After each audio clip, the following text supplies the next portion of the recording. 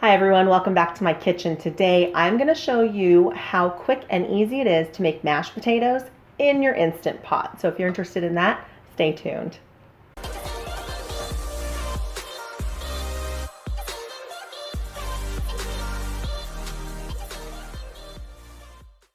All right, today I'm going to show you how easy it is to make mashed potatoes in the Instant Pot. If you've ever made mashed potatoes on the stovetop in a boiling pot of water, you know exactly how long it can take to actually boil the mashed potatoes and get them onto the table. This is an incredibly quick way to make mashed potatoes. So quick, in fact, that you might even be able to make them on a weeknight after getting home from work. So let's go ahead and get started. I have got about 7 red potatoes here. You want to use either the red waxy potatoes or the golden ones, not Idaho potatoes. I have scrubbed these and cut out any bad bits, as you can see.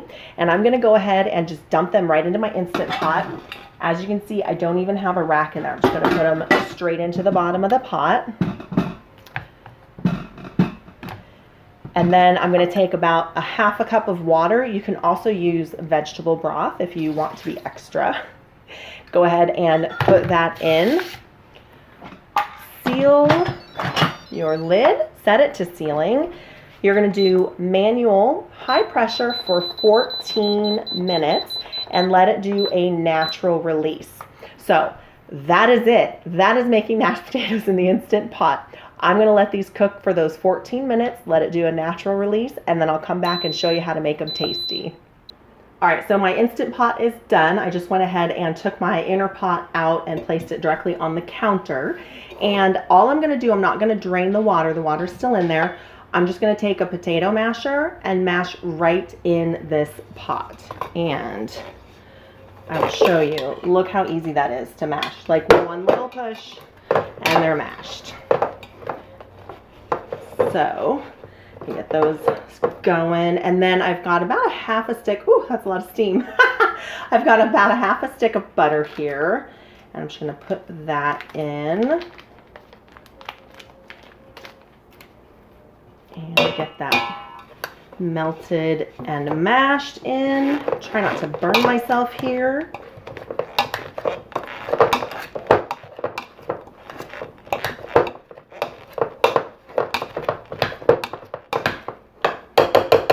All right, so those are looking pretty good. If you need a little bit of extra moisture in there, you can use vegetable broth or a little bit of plant-based milk. I think I'm going to go ahead and grab some plant-based milk and just put in a little bit of that. Okay, so I've got my milk here, and I'm just going to put a little bit in there and see how that does. And this is the Bolthouse brand milk. It's pea protein milk, not soy. And it is so incredibly creamy. I get it just from my local regular grocery store.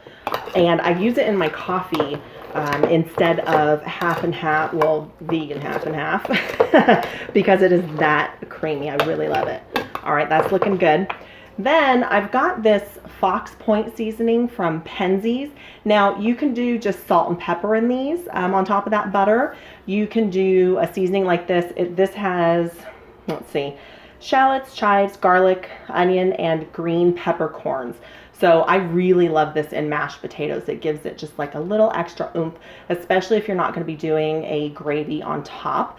Now, if you do want a gravy, I actually have a mushroom gravy recipe at the end of my Mushroom Wellington video, which I will put a link in the info card up here, as well as down in the description box if you want to make a gravy for this. So I'm just going to put my Fox Point seasoning in here. And I don't really measure. I just kind of, whatever looks good, however you want it to taste. And I'm going to add in a little extra salt.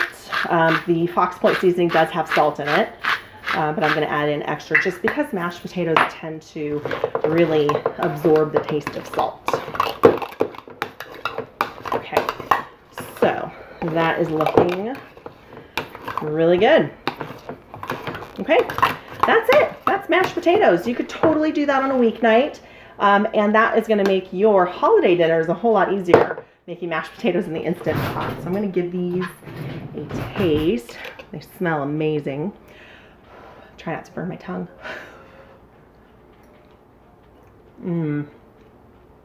Yep, that's delicious. Okay. If you like this video, be sure to give it a thumbs up. And if you're not already a subscriber, click that little red subscribe button down below along with the notification icon so you don't miss any of my future videos. And I will see you next time. Mm-hmm.